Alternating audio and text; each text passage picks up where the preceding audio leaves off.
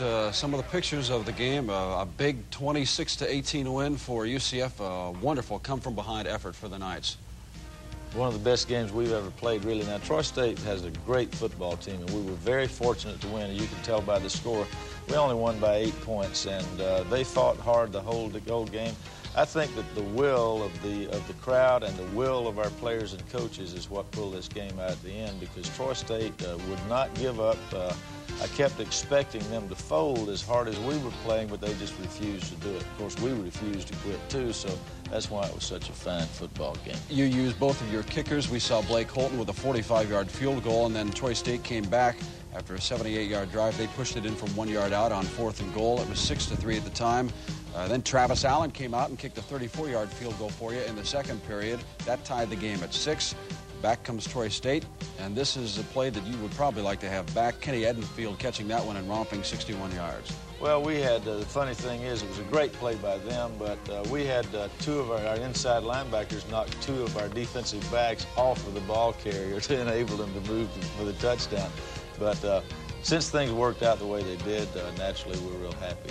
Now, John Harris, I think, blocks this extra point. And blocking an extra point this year, we can pick that up and run it for 2 points at the other end if we're good enough to pick it up and run with it. So that's a great play right there. In fact, the blocked extra point and the mixed extra point for them really gave us a chance to win the football game. 12-6 was the score at halftime. Troy State made it 18-6 in the third period. Tony Young with a short run.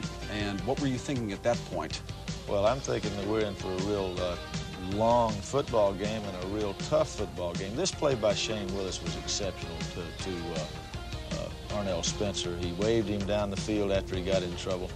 And Sean Beckton throws a touchdown pass to Arnell Spencer right after that. Great play. That one covered 21 yards and immediately got the Knights back into the game. It was 18-13, and I think we're going to see here the block punt that probably should have been a touchdown, don't you? Well, the rule on block kicks and block punts is you can advance them. Now, defense cannot advance a regular fumble. As you can see, Trujillo blocked the punt, and then he tried to field it on the 1 yard line. He mishandled it, and then we recovered it in the end zone, as you'll see on this slow motion replay. There's no doubt that it's a touchdown. The official blew it, but then I told the officials all is forgiven if we win the game. Okay.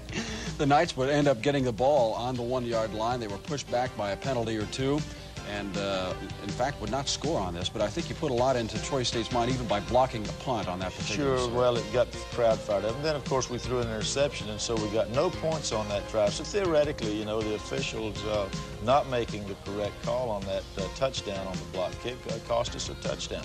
Gilbert Barnes comes in there and runs a 1 yard touchdown. Great run. He runs over the linebacker there. Nice run by Gilbert Barnes. And your defense stopped the fake punt here. Yes, Bruce Bennett anticipated this, and we called the right defense, and Wyatt Bogan made a great hit on it and had 2 or 3 other of our guys in on the tackle also. At this point, UCF was leading 19-18, and this was icing on the cake.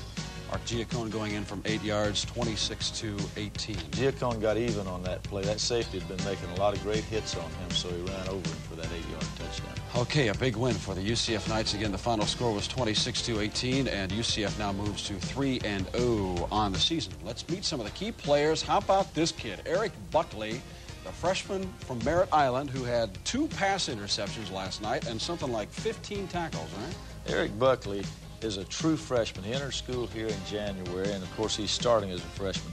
Made 14 tackles, 2 interceptions, and saved the game really on a long run that they got there at the end of the 4th quarter. If he hadn't made that play, they probably would have scored, which of course meant if they make the 2-point play after a touchdown, they would have had a tie ball game.